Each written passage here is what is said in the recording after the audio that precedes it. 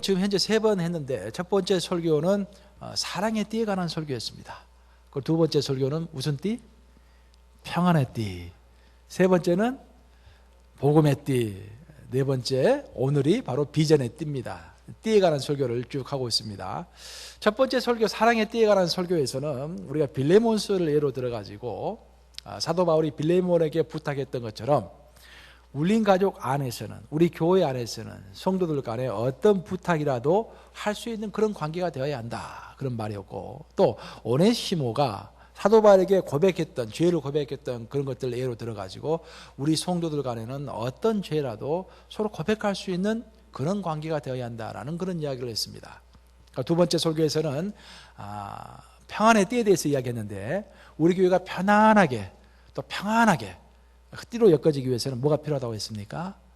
관점의 변화가 필요하다고 했습니다. 관점의 변화. 그래서 교회가 멀리 있는 것이 아니라 우리 집이 멀리 있었습니다 라고 고백했던 그 집사님의 고백이 상당히 우리가 감동적으로 다가왔습니다. 지난주에는 우리가 복음의 띠에 대해서 설명을 했는데, 그 주요 내용은 복음의 감격을 항상 유지하는 교회가 되어야 한다, 그런 말입니다.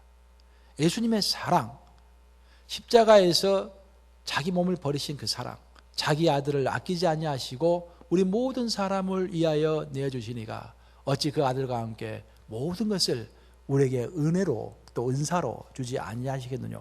그 말씀처럼 모든 것을 내어주신 그 사랑, 그 감격이 우리 교회에 항상 흐르고 넘쳐난다, 그런 말입니다. 그런데 요한계시록 2장에 나오는 에베소 교회에 관한 예수님의 평가를 봤을 때, 에베소 교회는 모든 것을 갖춘 교회처럼 보였지만 딱 하나가 부족했는데 하나님을 향한 첫사랑을 잃어버렸다라는 것입니다. 그런데 문제는 정작 본인은 그것을 모르고 있었다라는 것입니다. 그렇죠? 그래서 프로 신앙인과 아마추어 신앙인의 가장 큰 차이는 자신을 냉철하게 객관적으로 평가할 수 있는가 없는가에 따라서 프로와 아마추어가 결정이 된다. 그래서 우리 교회 성도들은 전부 자기 자신을 정확하게 평가할 수 있는 그런 교인들이 되어야겠다, 그런 말이었습니다. 오늘의 설교는 비전의 띠에 관한 설교입니다. 결국 하나로 같은 목표를 가지고 나아가는 교회가 되어야겠다, 그런 말입니다. 결국 동력화를 이야기하는 것입니다. 아무리 규모가 작다고 할지라도 동력화, 한마음 한뜻으로 가는 그 단체와 그 조직을 이길 사람은 없습니다. 아무리 큰 전쟁을 한다 할지라도 그 전쟁에서 같은 마음과 같은 뜻과 같은 말을 하는 사람들을 이길 수 있는 군대는 없는 것입니다. 그것이 바로 동력화입니다. 교회의 규모가 중요한 것이 아니라 교회의 사기가 중요하고 교회의 단합이 중요하고 교회가 가지고 있는 공동의 목표가 중요한 것입니다. 여러분의 개인 인생도 마찬가지입니다. 내가 어떤 흔들릴 수 없는 평생의 목표를 가지고 가는가? 아니면 오늘 가지고 있다가도 내일 버려질 그런 목표만을 가지고 살아가고 있는가에 따라서 내가 어떤 인생을 살고 과연 승리한 인생을 살 수 있을 것인지, 아니면 그저 그런 인생, 실패한 인생을 살 것인지를 우리는 가늠해 볼 수가 있는 것입니다. 오늘은 그래서 그런 이야기를 좀 하고자 합니다. 여러분과 함께. 오늘의 세상을 표현할 때 대체적으로 진지함을 상실한 시대라고 보통 평가를 합니다. 오늘날에는 진지함이 없어졌다라는 것입니다. 진지함에서 오는 차분하고 정제된 기쁨보다는 즉각적이고 현상적인 즐거움을 강조하는 그런 시대가 되었습니다. 그야말로 인스턴트 시대가 된 것입니다. 언젠가 이런 글을 읽은 적이 있습니다. 일본은 자타가 공인하는 기술 대국인데 전 세계에 그 기술을 통해서 많은 영향력을 끼쳤는데, 도대체 일본이 전 세계에 끼친 영향 중에서 가장 큰 영향이 무엇이냐? 일본 하면 가장 먼저 생각나는 것이 소니사가 만든 워크맨이 가장 먼저 생각이 나고, 또 그 이후에는 반도체가 한참 반도체로 나라가 굉장히 발전을 했고, 그 다음에는 이 자동차 산업이 굉장히 발전을 했고, 그 다음에 조선산업, 그런 것들로 해가지고 전 세계를 휘어잡았던 나라가 바로 일본 아닙니까? 그래서 일본이 도대체 어떤 것을, 특별히 어떤 것을 가지고 전 세계에 가장 많은 영향을 미쳤는가? 근데 놀랍게도 그런 자동차나 반도체나 조선 뭐 그런 게 아니라 가라오케가 그 일본의 가장 큰 영향력이었다라는 것입니다. 이게 도대체 무슨 말인가? 왜 가라오케가 일본의 가장 큰 영향력인가? 그 일본 문화가 전 세계에 미친 영향 중에서 가장 큰 게 가라오케라는 것입니다. 왜냐하면 일본뿐만 아니라 우리 한국, 또 동남아시아, 이 유럽에까지, 또 미국에까지 이 가라오케가 퍼져나가는 것을 보면서 일본 문화가 굉장히 크게 전 세계를 변화를 시켰는데, 가라오케가 세상의 문화를 가장 변화시킨 그 기반은 뭐냐면은, 원래 동양에서의 술자리, 한국이라든지 일본이라든지 동양에서의 술자리, 또 사람 간의 만남은 주로 진지한 대화를 위한 그런 만남이었습니다. 그렇죠? 우리가 또 강단에서 술 이야기를 하니까 좀 이상한데 우리가 술 한잔하고 그랬을 때 술 왜 마십니까? 술이 맛있어서 마십니까? 물론 그런 사람도 있겠죠. 알코올 중독자들은 그러겠죠. 근데 보통 술 마신다는 것은 술을 매개체로 해서 우리가 평상시에 할 수 없었던 이야기들을 진지하게 나누고자 하는 그런 의도에서 술을 한잔 하는 것이고, 또 그런 의도에서 차 한잔 하는 거 아니겠습니까? 뭐 차가 맛있어서 마시는 게 아니라. 그런데 이게 진지한 대화의 문화가 가라오케가 들어오면서 잔치마당이 되었다라는 것입니다. 더 이상 대화할 필요가 없이 소리 지르면서 노래 부르고 즉각적이고 말초적이고 감각적인 그런 즐거움을 추구하는 그런 문화가 되었다라는 것입니다. 그래서 일본 문화가 전 세계에서 진지한 대화 문화를 파괴하고 말초적이고 감각적이고 즉각적인 그런 문화를 형성하게 되었다라는 것입니다. 이런 현상은 세상뿐만이 아니라 우리 교회에도 오늘날에도 그대로 적용이 되고 있습니다. 오늘날의 교회는 언제부턴가 진지함을 상실한 교회가 되었습니다. 참 여러분들 생각하셔야 돼요. 우리는 모든 것을 과연 우리가 한마디 하는 것, 우리가 하나 행동하는 것, 우리가 뭐 하나 생각하는 것이 과연 성경적인가? 또 성경의 방식으로 하고 있는가? 과연 하나님께서 기뻐하시는 것인가? 사람이 기뻐하는 것이 아니라, 사람이 평가하는 것이 아니라 하나님이 하신 말씀이고 하나님이 기뻐하시고 우리 예수님이 함께 하시고 우리 예수님이 가르쳐 주시는 것인가? 그런 것이 항상 기준이 되어야 하는데, 우리 교회가 오늘날 이 사람의 평가와 사람의 문화가 너무 깊숙이 들어오다 보니까 예수님의 평가와 예수님의 그 정신에서 흘러나오는 진지함이 많이 없어져 버렸다, 그런 말입니다. 너무 가볍고 너무 세상적이어서 도무지 신비함이나 엄숙함이 도저히 느껴지지를 않는 것입니다. 아시다시피 한국에서는 지금 천주교는 계속해서 매년 성장을 하고 있는 추세입니다. 반면에 우리 개신교는 솔직하게 이야기해서 지금 성장이 둔화됐을 뿐만 아니라 지금 마이너스 성장을 계속해서 해나가고 있습니다. 그래서 개신교에 있다가 천주교로 옮긴 사람들이 지적하고 있는 교회의 문제점들이 있는데, 가장 큰 문제점은 한마디로 말해서 이 개신교가 너무 가볍다라는 것입니다. 물론 이 개신교에서 천주교로 옮겼다라는 것은 이 신앙에 문제가 있습니다. 이로 그 기본적인 교리를 잘 모르기 때문에 그런 현상을 이제 그런 분들이 옮겨 다니는데, 교리를 제대로 알면 옮겨 갈 수가 없지요, 사실은. 그런데 어찌됐든 우리가 반성해야 할 것은 이 개신교에 있다가 천주교로 옮겨간 사람들이 하는 소리가 뭐냐면, 개신교는 너무 가볍다라는 거예요. 신앙의 생활 형태도 가볍고 예배의 방식도 너무 가볍고 사람을 서로 평가하고 서로 사랑하는 방식조차도 너무 가볍다라는 것입니다. 너무 세상적이고 너무 인간 위주의 방식이다, 그런 말입니다. 물론 개신교의 본질에 있어서 문제가 있다는 말이 아니라 그 형식에 문제가 있다는 말이기 때문에 우리가 뭐 절망할 필요는 없습니다. 하지만 우리는 지금부터라도 그런 의견들을 잘 청취하면서 과연 우리 교회의 신앙생활이, 또 내 개인의 신앙생활이 우리 예수님의 방식이고 예수님이 기뻐하시는 방식인가, 정말 진지하게 해나가는 방식인가, 아니면 아무 기준이 없이 세상의 것을 그대로 교회에 갖고 와서 내 스스로 판단하고 내 스스로 부르짖고 하면서 좌우로 우로만 치우치면서 가는 그런 신앙인가를 한번 진지하게 살펴볼 때가 되었다고 하겠습니다. 이런 의미에서 오늘의 본문은 우리에게 아주 많은 통찰력을 주는 그런 대목입니다. 아주 우리에게 통찰력을 많이 주는 대목입니다. 아시다시피 이 고린도 교회는 유명한 교회였습니다. 어떻게 해서 유명했습니까? 아주 유명한 교회였어요. 고린도 하면은 오늘날로 말하면은 국제 무역 항구 도시, 홍콩과도 같은 그런 도시인데, 굉장히 잘 사는 그런 도시인데, 반면에 굉장히 말이 많고 분쟁이 많기로 유명한 교회였습니다. 워낙 싸움을 많이 하는 그런 교회였습니다. 이들에게는 결혼의 문제라든지 부활의 문제라든지 또 우상의 문제라든지 그런 신학적인 문제도 가지고 있었지만 더 큰 문제는 교회 내에서 가지고 있는 정치적인 문제, 파워 팔리틱스가 교회 내에서 횡행했던 것입니다. 교회는 아까 제가 말씀드린 것처럼 하나가 돼야 하는데 같은 목표를 가지고 나아가야 하는데 고린도 교회는 바울파, 아볼로파, 베드로파, 예수파 이렇게 네 파로 나눠가지고 서로 싸웠던 거예요.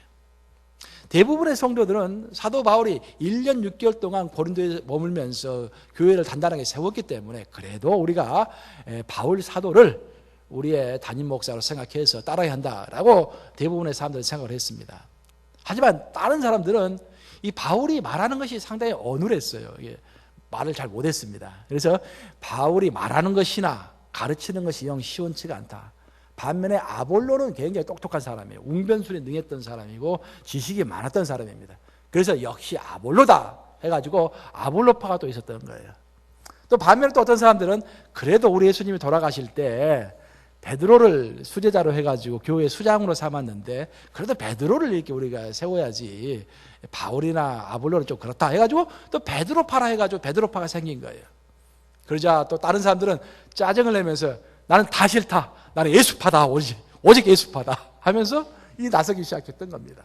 그래서 교회가 네 파로 나눠가지고 서로 싸우면서 분열 현상을 맞이하게 되었던 것입니다. 그래서 이 분열 현상을 어떻게 극복할 수 있을 것인가에 대해서 편지를 썼는데 그 편지가 바로 고린도전서라는 편지가 된 것입니다. 그래서 고린도전서를 특별히 공부를 많이 해보면은 교회의 많은 문제들이 해결이 되도록 되어 있습니다. 고린도 교회의 분쟁을 해결하기 위해서 사도 바울이 제시하고 있는 첫 번째 해결책은 같은 말, 같은 마음, 같은 뜻입니다. 우리 따라서 해보시겠습니다. 같은 말, 같은 마음, 같은 뜻. 그 한마디로 요약하면은 같은 목표를 가지라 그런 말입니다. 여러분, 목표를 갖는 것이 중요합니다.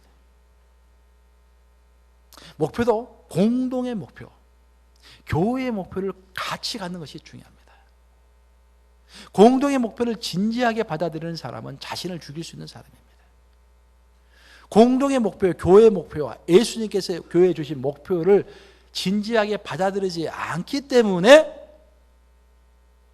교회로부터 힘들어지고 교회로부터 멀어지게 되는 것입니다.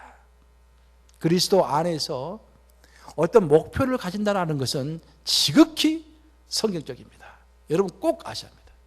그리스도인은 성경적으로 살아야 하기 때문에 성경의 가르침을 따라야 하는데 그리스도 안에서 목표를 간다는 것은 그것이 인생의 목표가 됐든지 교회의 목표가 됐든지 목표를 간다는 것은 지극히 성경적이다라는 말입니다. 우리 한번 예를 들어 봅시다. 우리 예수님은 어떻습니까?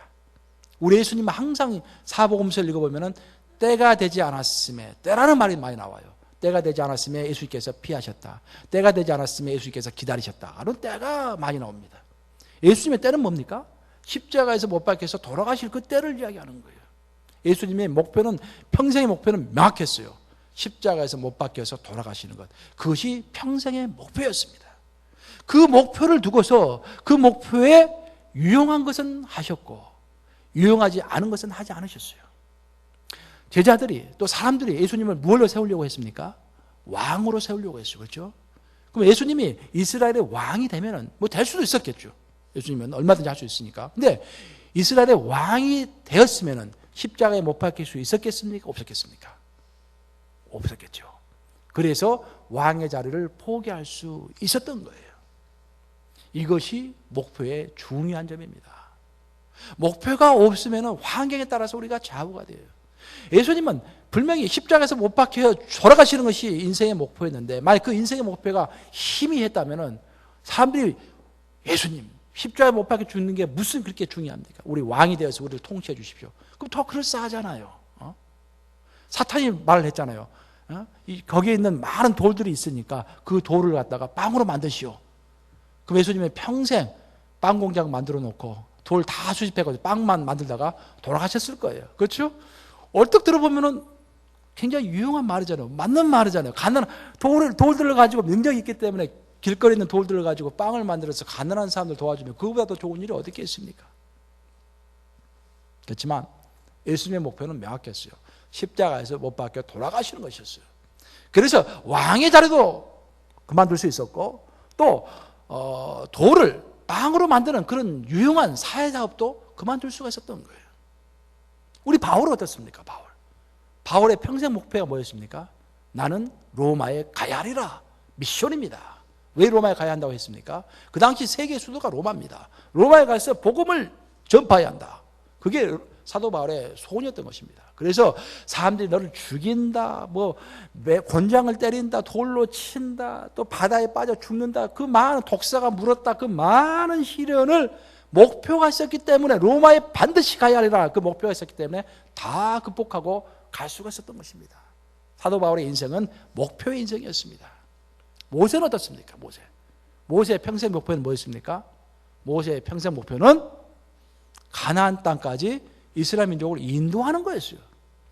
그때 얼마나 그 옆에 있는 이스라엘 민족들이 모세를 괴롭혔습니까? 모세가 너무 화가 나가지고 반석을 갖다 하나님께서 반석에 물이 나오도록 명령을 하라고 그랬는데 하도 화가 나가지고 갖고 있던 지팡이로 반석을 차버렸지 않습니까? 너무 화가 나가지고 하나님의 말씀까지 어기면서 화를 냈지 않습니까? 하지만 모세의 평생 목표는 이스라엘 민족을 어찌됐든 이끌고 가나안 땅까지 가는 것이었기 때문에 참고 또 참고 기도했던 것입니다. 만약 모세가 아무 목표가 없이 그냥 내가 생각이 되는 대로 이들을 이끌다가 안 되면 그냥 간두지, 다시 양치기 하면 되지, 목동하면 되지, 내가 먹고 사는 거야, 양치기 하면 먹고 사는 큰 지장 없으니까 그렇게 했더라면은 끝까지 가지 못했을 거예요. 저도 마찬가지일 거예요. 뉴욕 가면 끝까지 있어야 하나? 하다가 안 되면 딴 데 가면 밥 못 먹나? 그렇게 되면 어떻게 되는 거예요? 안 되는 거예요. 어찌됐든 이 교회는 세워야 하는 거예요. 이 하나님의 저에게 주신 미션이기 때문에. 여호수아는 어떻습니까? 여호수아의 목표는 뭐였습니까? 가나안 땅에 들어가서 땅을 실제로 차지하는 것이 평생의 목표였습니다.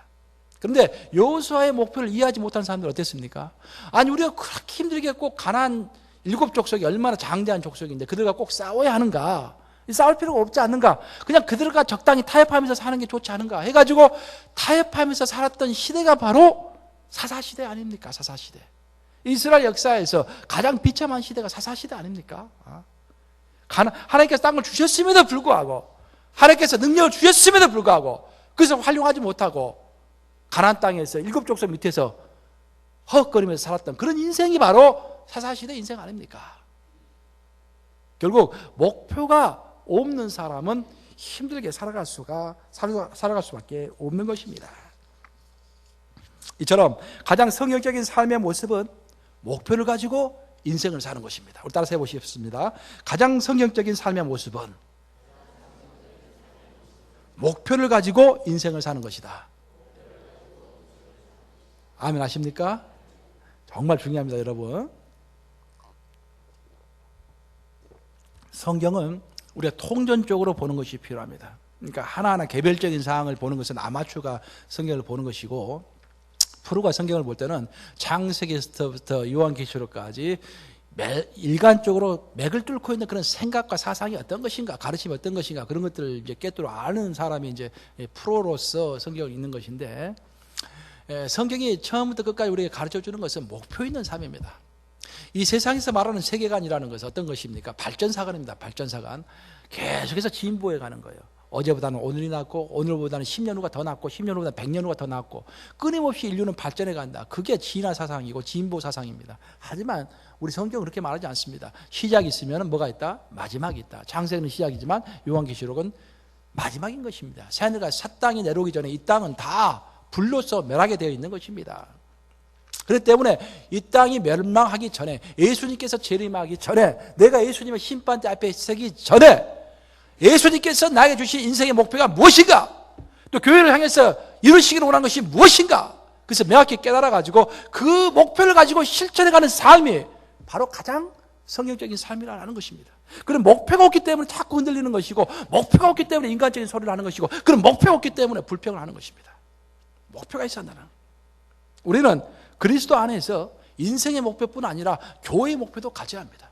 우리 하나님은 우리 개인을 하나님 앞으로 부르셨지만 동시에 우리를 교회의 일원으로 우리를 하나님 앞으로 부르신 것입니다. 그래서 우리는 개인의 목표를 가져야 되고 동시에 교회의 목표도 가져야 하는 것입니다. 우리가 그리스도 안에서 교회의 목표를 가질 때 우리는 우선 무엇보다도 같은 말을 하게 되어 있습니다. 그러니까 오늘 같은 말, 같은 뜻이잖아요. 우리가 교회에 관한 목표를 가질 때, 공동의 목표를 가질 때 무엇보다도 우리는 같은 말을 하게 되어 있습니다. 그 같은 말을 한다는 것이 무슨 뜻인가? 이 같은 말을 한다는 것은, 본문에서 말하는 같은 말이라는 것은 외부를 향해서, 즉 세상을 향해서 우리가 성도들이 거의 똑같은 말을 할 수 있다라는 것입니다. 그런 수준이 되어야 한다는 거예요. 자, 예를 들어 봅시다. 어떤 사람이 뉴욕 간유교는 어떤 교회요? 라고 물어본다면은 우리 성도들이 대부분이 우리 교회는 이러이러한 교회입니다라고 대부분 비슷하게 말을 할 수 있는 수준이 돼야 한다, 그런 말이에요. 그게 같은 말입니다. 여러분들 주보를 보시면은 주보 제일 뒷페이지, 제일 뒷장 맨 위에 보세요. 주보 제일 뒷장 맨 위칸을 보시면 우리 교회 비전 선언문이 거기 나오고 있습니다. 이 비전 선언문 중에서 이제 우리가 당신의 교회가 어떤 교회요? 라고 물어본다면 이 비전 선언문을 가지고 우리가 설명할 수 있어야 돼요. 또 아니면 우리는 모이면 훈련하고 흩어지면 영혼 구원하는 교회다. 우리는 영원한 세상을 바라보면서 질적인 재생산에 헌신하는 교회다. 이 양쪽에 있잖아요. 이런 말도 할 수 있어야 되고. 근데 우리 교회 비전 선언문을 보시면은 그 중에서 가장 핵심적인 말은 가족 공동체이다 라는 말과 세상을 변화시키는 교회다 라는 말이 가장 핵심적인 말입니다. 그래서 뉴욕 감리교회가 어떤 교회냐라고 물어보면 첫째는 우리는 가족 공동체다. 우리는 세상을 변화시키는 공동체다. 그런 말을 좀 할 수 있어야 한다라는 것입니다. 우리가 기독교 역사를 살펴보면은 이 교회에는요, 교회 역사에는 세 가지 공동체가 있었습니다. 교회 역사에. 이 첫째는 수도 공동체이고, 둘째는 생활 공동체이고, 셋째가 바로 교회 공동체입니다. 이런 것들도 여러분 잘 알고 있어야 돼요. 가장 기본적인 것이지만 우리의 정신의 토대를 이루고 있는 것들입니다. 그러니까 그 수도 공동체가 무엇이냐? 수도 공동체는 아시다시피 청빈, 노동, 경건을 모토로 해가지고 이 특정의 사람들이 결혼하지 않고 독신 생활을 하면서 수도원에 모여가지고 함께 사는 공동체. 가정이 없이 그냥 독신으로서 그 사람들끼리 모여서 수도 생활을 하면서 공동체를 이루어서 사는 공동체를 수도 공동체라고 하는 것입니다. 그리고 생활 공동체라고 하는 것은 예수님께서 우리에게 주신 교훈 중에서 가장 핵심적인 교훈이 바로 산상수훈인데 그 산상수훈을 제대로 이 땅에서 실현해야 한다고 믿는 사람들이 모인 그런 단체입니다. 그런 공동체입니다. 산상수훈이 가르쳐주고 있는 핵심적인 메시지는 세 가지입니다. 첫째는 제자도입니다, 여러분. 여러분 생각할 때 보통 예수님 하면은 사랑을 많이 생각하는데 물론 예수님이 사랑이시죠. 근데 그 사랑은 우리가 예수님의 제자 됨으로 인해서 표출이 되는 것입니다. 그래서 첫째는 제자도입니다. 둘째는 사랑이고 셋째는 연합인 것입니다. 이 세 가지를 이 생활을 하면서 공동생활을 하면서 실천해야 한다라고 믿는 사람들이 모여서 공동생활을 하는 단체가 바로 생활 공동체인 것입니다. 여러분들 아시는 에밋이라든지 메노나이트 그런 사람들이 생활 공동체를 이루어서 생활을 하는 것입니다. 그럼 우리는 무슨 공동체인가? 우리도 공동체라고 그러는데 우리는 교회 공동체인 것입니다. 따라서 해보시기 바랍니다. 교회 공동체. 우리는 교회 공동체인 거예요. 사도행전 2장에 나와 있는 초대교회 성도들은 수도 공동체나 생활 공동체처럼 한 공간에 모여서 생활하지 않고 각자의 집에서 살면서 우리 울린 가족이 모이듯이 매일같이 교회와 가정에서 모였던 것입니다. 단 하나 차이가 있다면 우리는 일주일에 한번 모이라고 해도 너무 힘들다고 하지만 초대교회는 매일 모였다라는 거예요. 매일 어디서? 성전과 가정에서 매일 모였다. 그래서 우리는 수도 생활을 하지 않는다 할지라도 메노나이트처럼 공동생활을 하지 않는다 할지라도 열등감을 가질 필요가 전혀 없어요. 우리처럼 교회 공동체를 이루어서 생활하는 것이야말로 가장 성경적인 것입니다. 가장 좋은 거예요. 자비심을 가져야 돼요.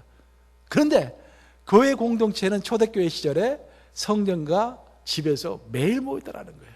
그거 하나가 좀 우리가 부족하죠. 그렇지만 우리에게 교회 공동체를 이루어서 생활하는 것은 당연한 것이다 그런 말이에요. 바로 이런 모습이 우리 교회가 궁극적으로 추구하는 교회의 모습입니다. 그래서 우리 교회 비전 선언문은 우리 뉴욕 감리교회는 예수 중심의 가족 공동체로서라고 이렇게 설명이 되고 있어요. 그렇죠? 그렇게 설명이 되고 있죠. 그럼 가족 공동체라는 말이 무엇인가? 우리가 가족일 때, 서로가 정말 필요할 때 물질도 서로 나누고 마음도 서로 나누고 육체적인 고통도 서로 나누고 그러지 않습니까? 초대교회처럼 정말 가족처럼 물질이 필요한 사람들에게 물질을 서로 나누어주고, 마음이 필요한 사람들은 마음을 나눠주고, 기쁨을 같이 나누기를 원하는 사람들은 그런 사람들에게는 같이 기뻐해주고, 슬픔을 나누기를 원하는 사람들은 같이 슬퍼해주고, 그런 공동체가 되어야 한다는 거예요. 물론 우리가 갈 길이 멀지만 우리의 목표는 아주 명확한 것입니다. 그리고 그 다음에 우리 교회 비전 선언문은 이렇게 해줍니다. 예수님의 향기와 편지가 되어서 흔들림 없이 세상을 변화시키는 교회. 이렇게 되어 있어요. 여기서 세상을 변화시킨다라는 것은 세상의 가치관과 시스템을 변화시키는 것입니다. 여러분들 보통 교회가 이제 성장하기 전에 개척교회를 하고 교회도 조그마할 때 가장 강조하는 게 뭡니까, 여러분? 교회가 조그마하면은 가장 강조하는 게 말씀과 성령을 강조해요. 그렇죠? 오직 말씀과 성령으로 우리가 튼튼하게 해야 된다 하면서 말씀과 성령을 막 강조합니다. 그러다 교회가 좀 성장을 하면은 그 다음 강조하는 게 뭡니까? 교회가 좀 안정이 되면은 사회봉사, 선교를 강조합니다. 그게 보통 거의 99.9%의 교회의 형태입니다. 처음에는 말씀과 성령을 하다가 나중에는 선교와 사회봉사로 끝을 맺는 거예요. 그런데 우리 뉴욕 감리교회는 거기서 끝을 맺는 것이 아니라 말씀과 성령으로 시작해서 지금 현재 우리가 사회봉사와 선교를 열심히 하고 있지만 한 발 더 나아가서 이 사회의 문화를 바꾸고 이 사회의 시스템과 가치관을 그리스도적인 가치관과 시스템으로 만드는 것이 우리의 목표다라는 것입니다. 그래서 적어도 뉴욕 감리교회가 어떤 교회냐라고 물어보면은 우리는 가족 같은 공동체다. 그리고 우리의 목표는 세상의 시스템과 세상의 제도와 세상의 가치관과 문화를 그리스도적으로 바꾸는 것이다. 그렇게 하기 위해서 우리는 2세들에게 많은 투자를 한다. 특별히 우리 교회가 EM을 가지고 있는 것이 나는 큰 자랑입니다. EM이 특히 우리 대학생들을 많이 지금 케어하고 있는데 이 대학생들이 얼마나 중요한지 몰라요. 이 대학생 때 모든 사상이 형성이 되기 때문에 이 대학생들을 불러가지고 그리스도적인 가치관을 심어주면은 이들이 대학을 졸업해서 세상으로 나가면은 세상의 가치관을 그리스도적인 가치관으로 바꿀 수가 있는 것입니다. 그래서 우리 교회는 그런 것들을 추구하는 교회다라고 이제 첫 번째 이야기할 수 있겠습니다. 그리고 오늘의 본문에서 사도 바울이 두 번째로 고린도 성도들에게 촉구했던 것이 바로 같은 마음을 가지라라는 것입니다. 같은 말, 같은 마음, 같은 뜻인데 두 번째 같은 마음입니다. 이 마음은 영어로 번역을 하면 마인드입니다. 마인드. 하트가 아니라 마인드를 이야기해요. 마인드. 그러니까 이것을 한국말로 번역해 본다면 같은 생각, 또 같은 이해, 같은 관점, 같은 생각의 틀, 그런 것들을 가져야 한다라는 거예요. 이런 면에서 우리 교회는 열린 복음주의를 추구한다고 할 수가 있겠습니다. 설명하자면 굉장히 길어지는데 간략하게 설명하자면은 우리의 마인드셋은 또 우리의 마인드, 우리의 생각의 틀은 첫째는 성경이 철저하게 하나님의 말씀이다라고 믿는 겁니다. 그리고 두 번째는 이 성경 말씀을 믿지 않는 자들에게 전파하고 예수님의 십자가의 도를 이 세상에 알리는 것이 우리의 가장 급선무다라고 믿는 것이 복음주의인 것입니다. 근데 우리는 복음주의를 하되 열린 복음주의를 하는 거예요. 어떤 사람들 그렇게 이야기를 해요. 아니 목사님, 우리는 교회인데 하나님의 자녀들인데 세상과 섞이면 어떻게 합니까? 세상과 분리돼야죠. 세상과 분리되는 게 거룩 아닙니까? 근데 그래서 반은 맞고 반은 틀린 말입니다. 우리 예수님은 뭐라고 그랬습니까? 물론 레이기에서는 세상과 구별되어 가지고 거룩을 유지하라고 그랬죠. 거룩, 홀리네스는 separation입니다. 분리됨으로써 우리가 거룩함을 유지하는 것이 거룩이에요. 그렇지만 우리 예수님은 다르게 설명하셨어요. 너희가 어디에 빛이다? 세상의 빛이다. 그냥 우리 혼자 촛불을 켜놓고 있으면 아무 필요 없다라는 거예요. 세상으로 나가서 어두워져 있는 세상에 나가서 촛불을 켜야 한다라는 것 말입니다. 그래서 우리는 세상으로 나가서 열린 복음주의자가 되어서 세상을 외면하지 않고 세상에 나가서 세상을 밝힌다라는 그런 생각을 가지고 있는 것이 우리 뉴욕 감리교회인 것입니다. 그래서 같은 말, 같은 마음 할 때 같은 마음은 열린 복음주의라고 생각하면 되겠습니다. 마지막으로 오늘 본문에서 사도 바울이 언급하는 세 번째 내용은 같은 뜻을 얘기하고 있습니다. 같은 말, 같은 마음, 같은 뜻이죠. 같은 말, 같은 말, 같은 뜻. 그 같은 뜻이 뭐냐? 이 같은 뜻은 오늘의 본문에서 judgment, 같은 판단을 이야기하고 있습니다. 그래서 교회에 어떤 문제가 생긴다든지 어떤 시련이 온다든지 어떤 환란이 올 때 모든 성도들이 그 사안에 대해서 똑같은 판단을 내릴 수 있을 정도의 수준이 돼야 한다, 그런 말입니다. 그것이 같은 뜻을 가진다라는 의미입니다. 많은 교회들이 가끔씩 큰 시련을 겪는 이유는 어떤 사건이나 도전을 만날 때 같은 판단을 내리지 못하고 서로의 의견이 나누어지기 때문에 문제가 생기는 것입니다. 그렇죠? 좋은 결정이든지 나쁜 결정이든지 같은 뜻을 가지고 같은 저지먼트를 가지고 같은 판단을 가지고 똑같은 생각을 하고 결정을 내리면 문제가 안 되는데 생각이 나누어지는 것입니다. 그럼 왜 생각이 나누어지고 의견이 나누어지는 것입니까? 그것은 성경의 가르침을 따라서 교회 전체적인 이익을 생각하면서 판단하기보다는 내 개인의 감정과 이익을 따라서 판단하는 사람들이 있기 때문에 교회가 나누어지고 혼란스러워지는 것입니다. 많은 사람들은 교회 민주주의를 이야기합니다. 잘 들으세요, 여러분. 지금 내가 굉장히 중요한 것들, 가장 기본이 되는 것들을 설명합니다. 이런 것들 잘 아셔야 여러분들 좀 이해가 되실 거예요. 우리 리처드는 졸린가? 그래서 교회 민주주의는, 우리는 교회 민주주의를 이야기해요. 목사님 교회 민주주의. 민주주의가 뭡니까? 민주주의는 민중이 주인이 되어가지고 다수결의 원칙을 따라가는 것이 민주주의입니다. 그렇죠? 하지만 교회가 추구하는 민주주의는 이런 민주주의가 아닙니다. 교회가 말하는 민주주의는 그냥 다 모든 사람들의 개인적인 의견을 다 들어주고 개인적인 감정에 의존해서 교회를 치리한다, 그런 의미가 아니라 교회는 가장 기본적으로 성령님의 인도하심에 따라가는 단체입니다. 그런 조직입니다. 그런데 성령님께서 말씀해 주실 때 각자에게 성령님께서 확신을 주실 거 아니에요. 그래서 담임 목사가 아무리 성령님의 인도하심을 받고 마음의 확증을 가지고 있다고 할지라도 0.1%라도 또 10%라도 잘못 판단할 수가 있기 때문에 다른 성도들은 성령님께서 어떻게 말씀하셨는지 한번 들어보는 것입니다. 그것이 교회 민주주의의 의미인 것입니다. 그래서 교회 민주주의를 통해서 자신의 의견을 이야기하고 싶은 사람은 첫째는 성령님에게 기도하고 성경의 판단 기준에 의해서 하나님의 인도하심으로 두렵고 떨림으로 자기의 의견을 발표해야 하는 것입니다. 그러면 문제가 없어요. 왜냐하면 성령님은 하나이기 때문에. 주도 하나시요 성령님도 하나이기 때문에. 자유자나 종이나 여자나 남자나 모든 사람에게 임하시는 성령님은 하나이기 때문에 담임 목사에게 무슨 말을 했다면 분명히 성도들에게도 똑같은 말씀을 하셨을 거라는 것입니다. 그래서 성령님의 뜻이 무엇인가를 좀 더 잘 분별하기 위해서 다 같이 모여서 회의를 하는 것이 바로 교회 민주주의다라는 것입니다. 근데 많은 사람들은 교회 민주주의를 세상 민주주의로 착각하는 거예요. 기도 한번 하지 않고 성경 한번 뒤져보지 않고 그냥 자기의 감정에 따라서 자기의 생각에 따라서, 그래서 생각에 따라서 하는 사람은 그나마 좀 나아요.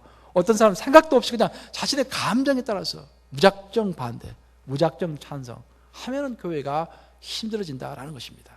그래서 사도 바울은 이런 것들을 지향하기 위해서 같은 말, 같은 마음, 같은 뜻을 가져라 라고 오늘의 결론을 맺고 있는 것입니다.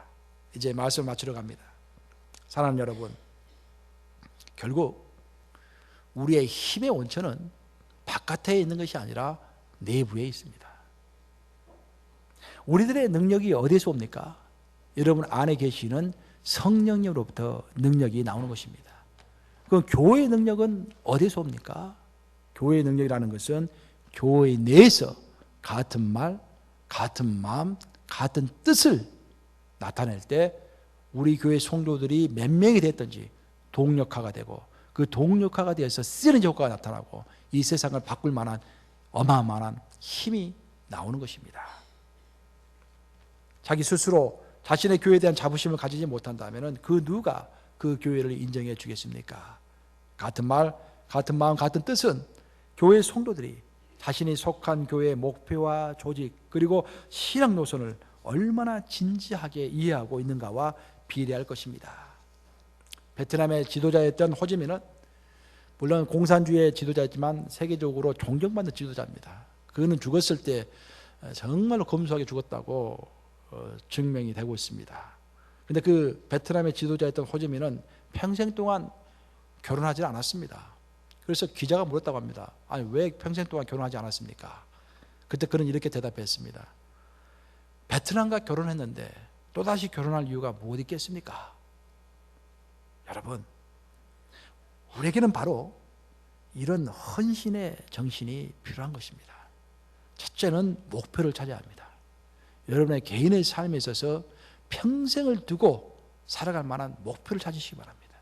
목표가 없기 때문에 경제가 좀 힘들어지면 아우성을 하고 자식 문제 생기면 또 아우성을 하고 남편과 문제 생기면 아우성을 하고 그렇게 잘 오르나 아이고 다 귀찮다 교회 가기 싫다라는 그런 말이 나오는 것입니다. 목표를 찾으셔야 합니다. 또 교회의 목표도 찾아하는 것입니다. 그리고 호지민이 결혼하지 않고서라도 평생 동안 헌신했던 것처럼 자신의 개인의 목표, 하나님 앞에서 세운 개인의 목표와 교회의 목표에 헌신해야 하는 것입니다.